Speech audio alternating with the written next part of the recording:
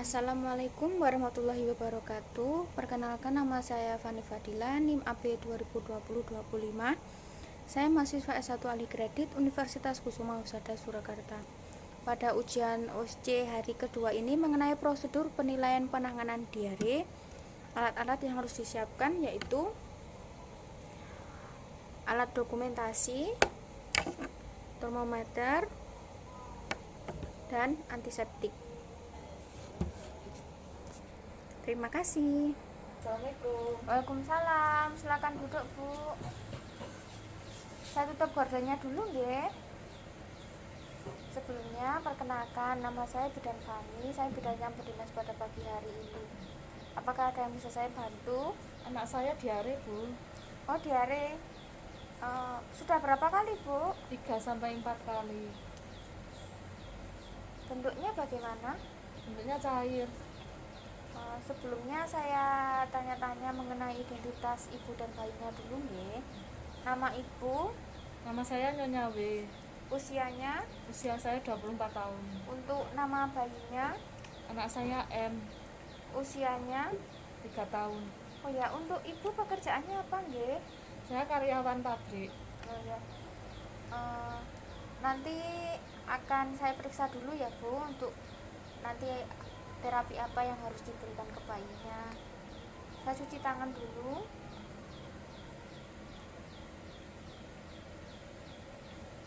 Lalu saya periksa dulu ya, Bu, untuk mengukur suhunya. Oh, agak panas nggih, suhunya 37,8. Permisi, Bu, ditimbang dulu. Oh, beratnya 12 kilo. Sudah. Saya periksa dulu nggih. Ini. Di sini nggih, Bu. Ini dari matanya ini tidak cekung. Lalu bibirnya ini masih pink deh, Bu, tidak pucat. Lalu untuk kulitnya ini tidak, ini saya pencet ini bisa langsung kembali, berarti menandakan bahwa bayi ibu tidak dehidrasi.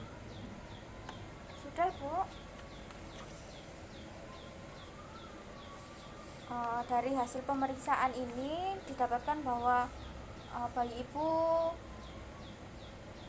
mengalami diare biasa tanpa dehidrasi, nggih. Untuk ciri-ciri yang diare dehidrasi itu biasanya tuh badannya lemes, terus matanya cekung, bibirnya pucat, lalu biasanya kayak lemes, gak bisa ngapa-ngapain gitu, Bu. Lalu saya akan menjelaskan beberapa terapi yang bisa diberikan untuk bayi yang diare, nggih. Yang pertama itu yaitu pada penderita diare tanpa dehidrasi. Biasanya itu diberikan cairan, Bu, seperti air tajin, larutan gula atau garam. Itu larutan gula garam itu biasanya disebut oralit, yaitu untuk usia anak kurang dari 1 tahun biasanya 50-100 ml. Untuk anak yang usia 1-4 tahun 100-200 ml. Untuk anak yang lebih dari 5 tahun 200-300 ml. Untuk bayi yang ASI atau makan itu tetap diberikan, Bu. Selain cairan itu tetap diberikan makanan atau ASI jika masih menyusui.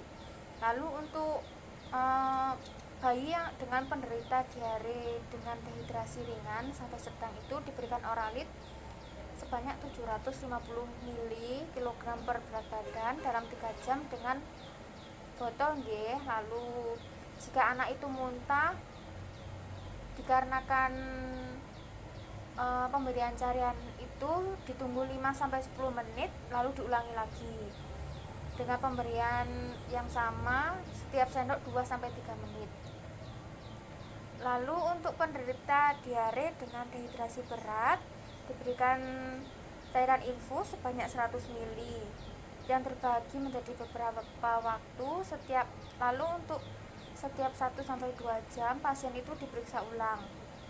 Jika dehidrasinya tidak membaik, step tetesan itu dipercepat setelah 6 jam atau 3 jam. Selanjutnya pasien akan diperiksa secara berkala. Ini sudah ya Bu, apakah ada yang ditanyakan?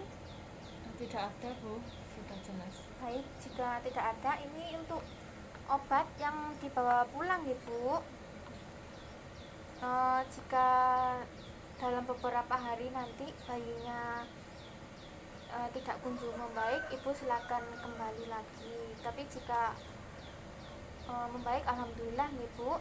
Ini saya resepkan ini untuk obatnya. Terima kasih Bu. Iya, sama-sama. Mari Bu. Iya. Selanjutnya cuci tangan